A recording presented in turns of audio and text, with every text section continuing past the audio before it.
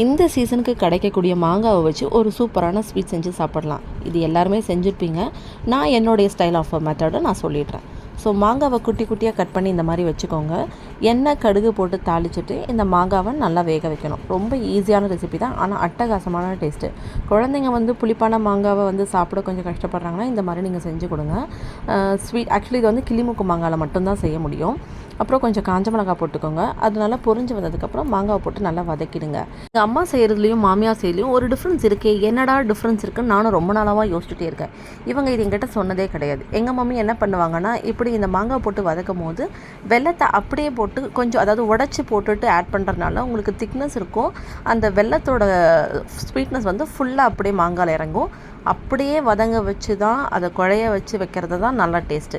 இவங்க என்ன பண்ணியிருக்காங்கன்னா வெல்லத்தை வந்து தண்ணி ஊற்றி கரைச்சதுக்கப்புறம் ஆட் பண்ணியிருக்கறனால கொஞ்சம் டேஸ்ட்டு வந்து எனக்கு டிஃப்ரென்ஸ் தெரிஞ்சுது. இவங்க அடிஷ்னலாக வந்து மிளகாத்தூளும் ஆட் பண்ணுவாங்க. எனக்கு அது பிடிக்காது. அதனால் நான் சொல்லிவிட்டேன் ஆட் பண்ணாதீங்கனால இதை ஆட் பண்ணலை. ஸோ ஃபைனல் லுக்கு இப்படி தான் இருந்துச்சு. கூட வடையை வச்சு சாப்பிட்டுட்டோம்.